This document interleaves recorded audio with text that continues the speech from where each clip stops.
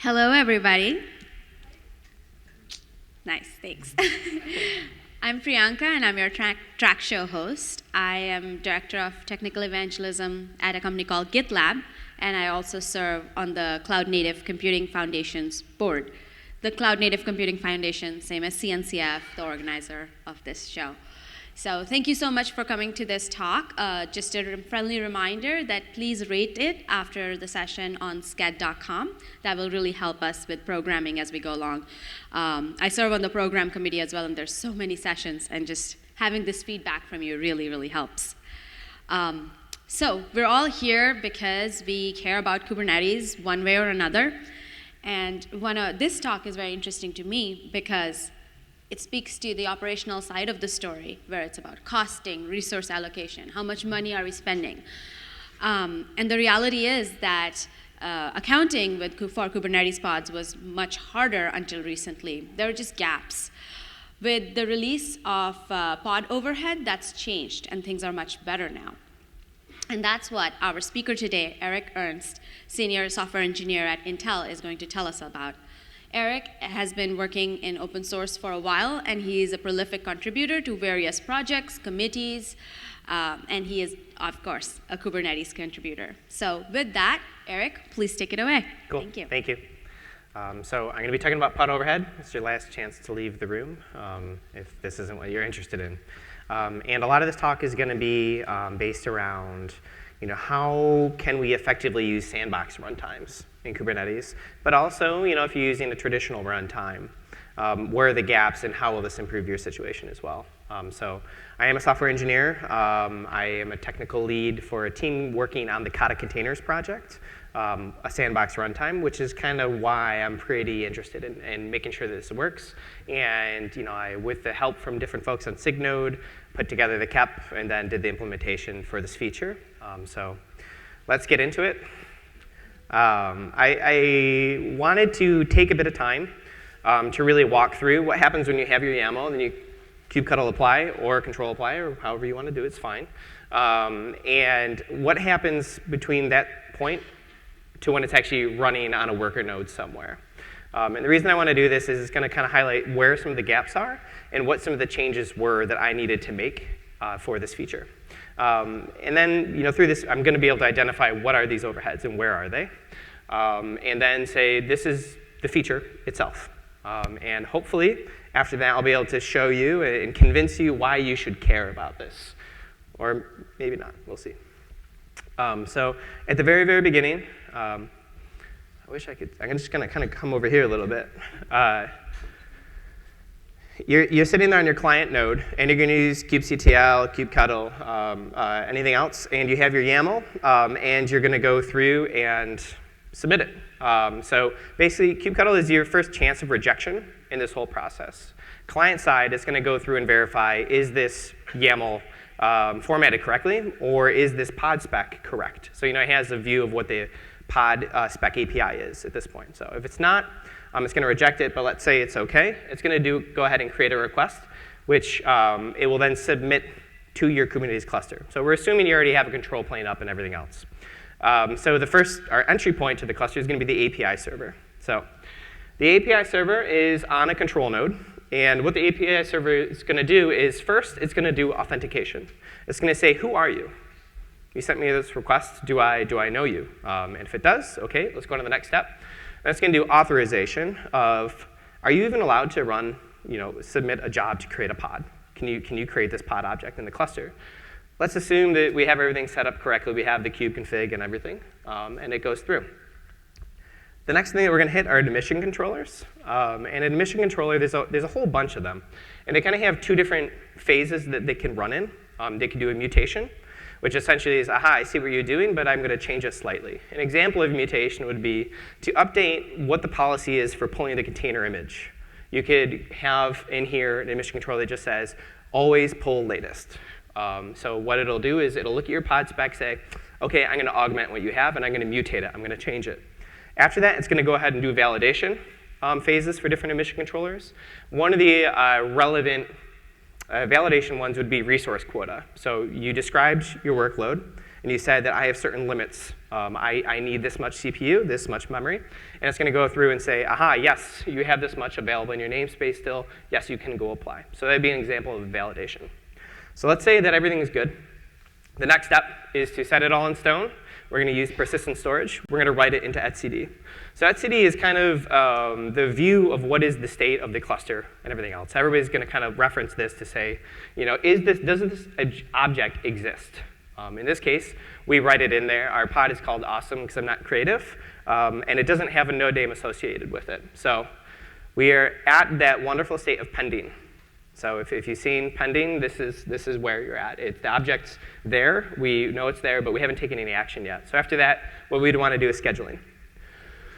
And we do that in kubescheduler, which is very well named. And basically, this is going to be like a reconciliation controller. And pretty much everything in Kubernetes is almost like a reconciliation controller, where it's going to go through, it's going to look at etcd, and it's going to go through that pod list and see, are there pods that don't have a pod binding? They don't have a node binding associated with it. If there are, start doing something. Let's assign it. So it's going to do that. It's going to see awesome, and it's going to go and schedule to it. So scheduling, what it ends up doing is it doesn't really look at nodes and say, what's the current utilization on the node in a real time. What it does is it looks at the requests of the pods that are running on those nodes. And it will statically look at, like, hey, you ran this workload, and it said it needed 2 CPUs, and you have 10 CPUs, so of course you have room. It's not actually checking in real time that your 2 CPU workload isn't actually using anything. So it's a bit static in that way. But it's going to go through 2 phases. So essentially you have a node list. It's going to go through, and it's going to do first predication, and then prioritization. So predication is just binary. It's does it fit? Yes or no? And there's some different characteristics it'll check, but essentially, do you have room to even take this workload? You filter through that. Now you have a remaining list of nodes. Which one is the best? Kind of heuristically, what is an appropriate node? Maybe based on the amount of resources remaining, or maybe based on, it already has an image on it, or different things like this. So let's say that it found it. It picked a node, and it assigned it to worker, another creative name. So we finally now move on from pending to pod scheduled. Everything's exciting. So we had like a 10-line Go program, and we did all these steps, and we're finally getting closer to maybe starting to do work. So we'll jump from the worker node over to, or from the control plane node over to a worker node. And this is where we start interfacing with kubelet, which also is kind of doing some reconciliation. It's looking at etcd and saying, what are the pods that belong to me? Out of these ones, what are the pods that are not scheduled and actually running at this point? If there are any, I need to take corrective action. So that's essentially what this giant for loop pod sync is doing. And it's not going to do it all by itself. What kubelet is going to do, it's going to create a pod C group that it's going to hand off and say, hey, you over there, can you create this pod for me? And you over there is the other side of the CRI API. So CRI is the container runtime interface. So classic implementers default is Docker shim, but the ones that I really like are containerd or cri-o. And basically, the CRI implementation is the one who's kind of in charge of actually creating the pod, pulling the image, calling CNI to create a network device and everything else. But in actuality, they're not really doing anything either. Well, they are. They're doing a lot of things, but we'll get into that. Basically, we hit this pod sync. And so stepping back, how do we want to do this? OK, so we create a pod C group. And then it's going to call into CRI and say, create a sandbox for me, which is essentially, here's this pod infrastructure, create this for me. And that's asking CRI to do it. And CRI will call CNI, create a vEth or whatever kind of device you're using, drop it in the network namespace for you. And then it's going to call CRI and say, can you create the sandbox? Or it's going to call OCI at this point. And OCI is going to do it. So OCI is the Open Containers Initiative. And there's several different runtimes that kind of meet this runtime spec. The canonical default solution you're always going to use out of the box is going to be run C. And this is using namespaces, C groups, dropping capabilities, all the typical Linux kernel primitives that kind of are the goodness of what a container actually is. So that's wonderful. But then there's also other runtimes. Why do we have them? Some people like sandboxing. Some people say that namespaces aren't enough for me. I want to do a little bit extra. So Kata is an example of one. gVisor is another. So I have those two on there. They have different approaches. We'll get into it. So basically, CRI is going to pass down and say, OCI, can you actually do this for me? And it's the one who's going to deal with the actual lifecycle management of the containers and of the pod. So if we're to go even further, in the runc case, what happens? You have the pod C group. Runc is called and says, create this container for me, everything else, here's the image. It's going to actually, again, use the namespaces, create the container, put it in there. But for the sandbox, it actually puts an infra container in there, which is kind of a placeholder that nobody's actually going to care about, unless you're trying to do reaping of processes and things like this. So this is something that's kind of necessary for cleanup and the overhaul, but it's something running in there that nobody cares about. So keep that in mind. If you were using Kata, what we do is we actually launch a virtual machine, and then using the guest Linux kernel inside that virtual machine, we'll create a container. So in this case, you have a pod C group, and there you're going to do your business, which is you're going to have a VMM. Could be Firecracker, could be QEMU, could be Cloud Hypervisor. There's several supported. And then you have these vert.io backend threads. These are essentially, hey, you want to do networking? Somebody's got to take it from here and pass it here. That's kind of the back end of what you're going to do with your VMM. Those are going to be running in the pod C group. And then you actually have a guest kernel, and then you finally have your workloads. So there's some things in there that maybe are or are not being accounted for. And then if you were to look at gVisor, what they do is they have like a Sentry available, which is kind of like a user space kernel that they provide. And that's the interface that they're going to use for the actual container workload. So instead of calling into the host Linux kernel, they say that's not ideal. What we would like to do is use this kind of proxied one over here instead. So you have that, and you kind of have this emulated machine Sentry run-sc sandbox going there, and then you have a Gopher on top of it, which, similar to the vert.io backend, you're going to have to pass and proxy some stuff in and out. So all these things are running on your system. And finally, we came from your client node up above and went all the way down, and you finally have your 10-line Go program running with just a little bit of overhead and a little couple of hoops and everything else to go. The problem is really this isn't accounted for today.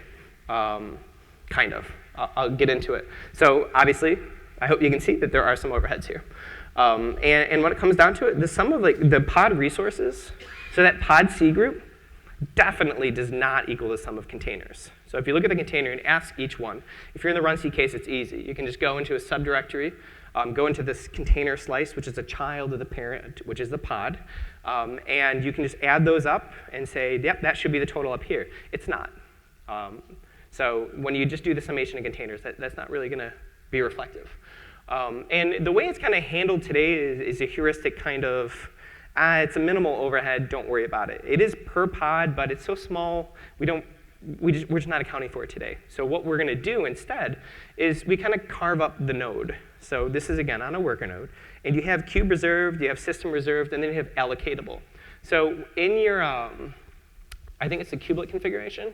You can define these and set memory aside. So maybe you have like a 10 gig machine or something. You're just going to say, I'm going to take a half a gig out of the pool. Don't schedule. I'm telling Kubernetes, you only have this allogatable pool, which is 10 minus half a gig. And so when you're doing scheduling and everything else, just don't pay attention to that. Only use this. You know you're going to be full because it's on the side. This kind of works OK. If you're using just runc, it works OK. You're not directly billing some of these overheads, but it's OK. But as soon as you do sandbox runtimes, that's not going to work because the overheads are very much not negligible. So what we did was create a feature. The feature is called PodOverhead, and it's available in 1.16 as an alpha feature. In 1.17, it's going to be an alpha feature. Didn't get to it, which is going to account for these overheads associated with running a pod. So how it works. First, we had to modify the pod spec, as well as the runtime class object as well, to kind of add a couple of fields to track pod overhead. I'll show it in a second. Then after that, at admission time, we don't want users to have to do anything or know anything about this. So they should not ever write this in the pod spec. It'll get rejected if you do. What ends up happening is we have an admission controller that does a mutation at the beginning, and it says, if you're using a runtime class, I'm going to go ahead, and if that runtime class has an overhead defined, I'm going to copy it into the pod spec. And then from then on, I'm going to account for it. So what does this look like? We have a runtime class definition up above. I hope you can see it. Runtime class is pretty basic. It's your way in Kubernetes. I guess I meant to talk about this a bit more before. I said that you can call an OCI runtime, CRI, right? CRI calls an OCI. That one actually does the work. Everyone just kind of passes the buck down. What CRI does that's very important is it will look at the pod spec. And in the pod spec, you can say, I want to use this runtime class. So it's a way that on a single node, you can support multiple OCI runtimes, which is great. Because maybe for most of your workloads, you just want to use run C, but one of them's super sketchy, so you want to use a sandbox runtime. That's the way it works. So runtime class is the way that we do this. So this is the object for it. And if you look at it, we added the last 4 lines. Very exciting. There's overhead, pod fixed, which we can talk about later, memory, and CPU. So in doing this, I'm saying that this is using Kata Containers with the Firecracker VMM. I want to reserve for this pod an extra 130 megabytes. Because if you run a full guest Linux kernel, sorry, it costs that much money for the VMM plus the guest and everything else. And from a CPU is kind of an arbitrary number that I put in there. Now what happens is, again, from a user, you shouldn't have to change anything. I don't want you to have to worry about what is a pod overhead, what runtime class am I using, and what is, they just shouldn't be involved in this process. So all that it has is requests and limits for your actual workload itself. So this is the traditional, what you should be doing anyway. Just saying, I'm running BusyBox. It's going to take 100 megs. That's a lot. And 100 milli-CPUs for it. That's all. And you'll see that it has a runtime class name. That's defining the handler. And just saying, hey, I want this workload. Again, don't use run C. I want to use Kata instead. What happens, though, is you apply it. It goes through the admission controller. And then if you go ahead and pull out and say, give me the description of this pod, let me get some YAML, you'll see that now the overhead is actually inside of there, which is exactly what we expect. There's also a validation phase where it'll go ahead and check to see, did someone else set it and everything else. And if they did set it, it doesn't match the original value, but that's fine. The important thing is if we skip all the way to the end, we skip the whole flow, and kubelet got it. Kubelet created the pod C group for me, which I'm now allowed to run in as a runtime. You'll see that I requested 100 milli-CPU and 100 megs. And what I have instead is 350 milli-CPUs and someone math for me, 230 megs of overhead. So it's accounted for. That's a good amount of space. I know that you can run the VMM in this amount of RAM. So stepping all the way back and looking at the whole picture, what parts did I have to change? One, it's a new feature. And if you do like a kep and go through and do a user visible feature, you're going to have to create a feature gate, which essentially says, this seems like a good idea, but you have to opt in to use it. So it has to be out of the running path of the rest of the cluster. So a lot of checks of saying, if feature gate's enabled, do this. So that had to be added. I had to modify the pod spec, which is part of the core API, which is fun, because then I had to go through an API review, and everyone was really nice. And it went well. And then runtime class had to be updated to add this field as well. API server, again, we created a new runtime class admission controller. And we also had to update the resource quota. Because when we're sitting there saying, is there room for this? Does this user or namespace have room to allocate for this new workload? You've got to include the pod overhead. Kubescheduler, both the predicate as well as the prioritization algorithms need to take it into account. And then kubelet as well, for both sizing, but also how they do eviction handling. Because if you're just checking their usage against what they requested, it's not really fair unless you consider that it is a sandbox. Or maybe it is fair, I don't know. So the changes in the code itself are pretty lame. I was kind of surprised how many times in Kubernetes in different areas of the project they do the same exact thing, which is that for loop, where they go through and sum up the requests of all the containers. Compared against the init containers, take the bigger of the two, and then return. And say, this is what a pod is. So I had to go in there and say, well, technically it's not exactly that. We also want to take into account the overhead of the pod infrastructure itself, if so defined, and the feature is enabled. So really complex code, if statement. So now we kind of get into the who cares aspect of it. So as a user, why do you care? If you were severely over-constrained, you just don't run a workload. You can't. There's no room at this point. And I'll show an example of that. If you're over-constrained, then I would say it's even worse, because at least in the first case, you fail. And you're like, OK, that didn't work. What am I going to do? In the over-constrained case, what you'll have is inconsistent and kind of poor, weird performance. Because essentially what you do is you have a workload running, but at the same time, you're starving the VMM. You're starving the vCPU threads. You're starving the Vertio backend. You're starving all these things, so maybe it looks like it's chugging along happy, but as far as actual host CPU cycles, it's kind of garbage and inconsistent. And I think I won't do that. Let me see if I can type in front of you with shaky hands. So I have cluster up, just kind of like what we were showing. And if I look at a tiny deployment, so I have a pod. It's got 2 containers in it, and they only want 20 megs each. So let's see what happens when we go ahead and apply it. It's going to go through, and we're going to sit there, and we can wait for a while. And we're going to be in this container creating phase, which is an area of status and state that I live in quite often. And if we were to do a describe, kubectl, I'm not used to the pod slash yet. I still have to type it. It failed. Kind of not really clear, a typical kind of failure that you can see. Now if I were to do an edit, well, let's just look at the actual C groups itself. Yeah. You'll see this is the 40 meg. If you can, I can do express or whatever, but that's essentially in bytes how much room is in the pod C group. So in that pod C group of 40 megabytes, I'm trying to run a VMM that's going to launch a kernel. It's going to now create a workload. That's not going to happen. So if I do an edit, and instead of untime class, we can use a different runtime. This is just going to come up. I hope. That's the goal of what I want you to see. It takes a while. Yeah, OK. And you check it. This is now, instead of 40 megabytes, it's 200 megabytes, because we reserved in that runtime class.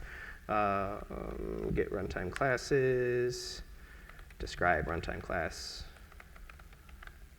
Well, either way, it's in there. You just trust me. So that's the kind of this overcurrent strained. If you have very small ones, things are just not going to work as soon as you enter sandboxing. Getting back to it, who else should care? So that's a user, but administrators should really care too. Because if you get into, let's say, just like resource quota, what you're going to end up having is that a user is going to come in, request a small workload, and you're just going to say, that's fine. They're going to ask another, you're going to say, it's fine. And then they have another namespace for the other user, and you say, yeah, that's fine, that's fine. Because I have this queue reserved, it's totally fine. But all of a sudden, your actual system is severely overconstrained on memory. You have memory pressure, and maybe your control plane is getting requests and everything else. So if you're not taking into account, you're going to get an unstable system. But for me, yeah, you can work through this. And this is an example. So I talked about the infra container. I just ran a couple of pods using a few different runtimes. And this is using runc. So what it is the bottom one is container 1. Container 2 is stacked on top of that. And then the blue line, that's the pod. So I'm measuring the C groups. I'm comparing it against what the pod shows. And this is the difference. And it's about a megabyte that's not really being accounted for necessarily directly. And that's because of that infra container. People are working on ways to kind of pull that back out so we don't need to do it. So there's almost 0 overhead for runc, but that's still ongoing. From a CPU utilization standpoint, there's really not much overhead. If we go over and look at QEMU, there's a tiny bit, which kind of makes sense. It's like a fraction, but you're still almost using just 200 milli CPU, which is what the workload is allowed to do. If you look at memory, this is a horrible picture, and I thought about like quickly running like Elastic or something like that, just so it didn't look like it was a major discrepancy, but it is what it is. This needs to be optimized.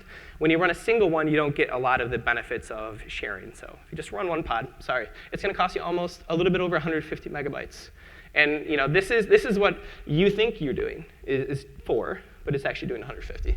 And if you look at Firecracker, it saves about 30 megabytes of footprint. So you'll see a little bit less, but still obviously kind of too much to ignore. From a provider standpoint, you can just say, I'm going to be very aggressive and reserve a lot in kube reserved and system reserved. And everything should be OK. And you can calculate, maybe you're only running 30 to 100 pods. How much overhead would this be? OK, put it over there. Don't worry, those nodes have so much memory I don't need to do with it anyway. It's fine. But The thing that I think is a little bit missing is you can't really charge for it. If you just lump some of these overheads into nowhere, you're going to amortize that cost maybe to everybody has to eat it, or you just eat it as a provider. Versus if you're actually looking at the pod C group and everything is sized appropriately so you can use a pod C group for what it is to host the infrastructure for running a pod, now you can say, on a per workload basis, this is the cost on the system. So you don't have to conservatively over block, but you can actually have it in there and start charging people for this, which is better accounting as well as stability. So the status of the feature, it's in 1.16. Again, it's an alpha feature. Overheads are static, which is not realistic. But it's a really good standpoint. I'd be happy to talk more after about that. I think if you use like vertical pod autoscaling and things like this, as long as the overhead's enough to have a stable system, VPA should take over and do the rest, or horizontal or whatever you want to do. But basically, if you have a lot of network I/O, you're going to see more vCPU overhead or CPU overhead on the host. But anyway, I expect it to move to beta in the 1.18 release, I hope. So because of that, again, it's alpha. You have to enable it. So the parts of it that we changed were the kube scheduler, the API server, as well as kubelet itself. So if you go through here like a kubeadm YAML, you would just have to enable this feature gate for those particular Kata components. And that's all the content I have. I'm happy to answer any questions folks have. Yeah. Thank you.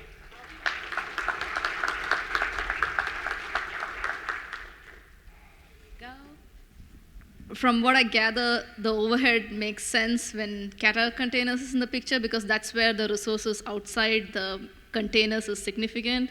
In the run C, it's probably not that relevant.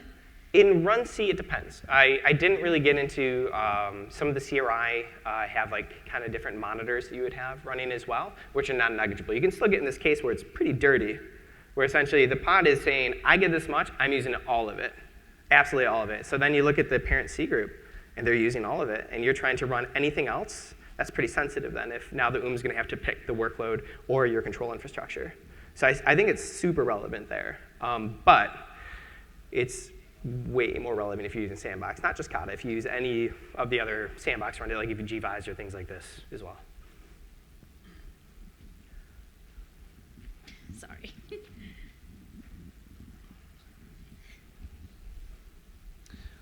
Do you know what kind of work is being done to like encourage adoption of this with like the managed Kubernetes services such as EKS and GKE? Nobody's going to touch it until it's out of alpha. So I would imagine some of those people would be like, oh, that's interesting. Maybe come 1.18, it'd be utilized. I imagine they probably have, as a service provider, they probably have a lot of extra plumbing underneath it to do this accounting side of it already. But I don't have a lot of visibility in it. I'm really curious, too, though. Two hopefully quick questions. So one is, do you have any idea what the best way is to calculate this overhead for the given ones? Is there like a place that we could already reference, or do we have to do that ourselves? I would say that any kind of runtime class configuration generally comes from a group of engineers who have an idea, and they should be able to characterize it. As a provider, there should be a reference, I think. Is there one now? Not really. You can easily go through. I set up that Grafana where we're essentially scraping what the containers say they're doing versus what the pod C advisor is scraping. And you can compare and just calculate it. But you really would have to look at what is a characteristic workload as well, because it can be dynamic. Right. So your mileage kind of will vary. If you're going to have a lot of I/O dependent, you'd want to bump up the CPU overhead. Okay. As well, and the other question is, so right now this is very static, as you mentioned, so we'll kind of have to, it's the same problem all over again at a smaller scale of the allocating extra memory or whatever. Do you have ideas on how to make that more dynamic so it could maybe be more accurate? Not using PodOverhead, not really. I haven't really thought about how you do, like, if you're adding a lot more memory to the container, that's going to cost in a VM 2 megabytes per gigabyte. So you can kind of scale a little bit, but that's negligible, I think, in the big picture. I think that what you're going to see is that it's going to depend on the workload that's running. And in order to do that, in my world, set the overhead for it's the right size, and then use VPA. And VPA is going to bounce the pod C group size up and down to meet your QPS or whatever metric you're using to drive vertical pod autoscaling. I think with those two, it's a pretty cool story. I think that trying to just like have like a formula in there, I'm Okay, not yeah. sure if you can put math in a YAML or not. And I guess you said that already, VPA. So that was the answer to my question. Thank you. More questions?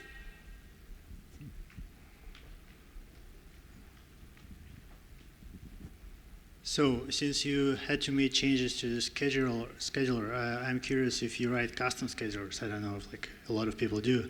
Then they will need to account for this pod overhead when they do that. I didn't. I just went through and modified the existing just because it's pretty easy in that way to just, because it all is static anyway. It's just based on requests and maybe limits if you're looking at prioritization. It's just, and add this at the end, essentially. So the existing scheduler was clean enough to be able to just use this as is. Custom schedules are really interesting to think and talk about anyway. So, yeah. But. More questions? All right. Well, thank you very much, Eric, and the audience for the great exchange.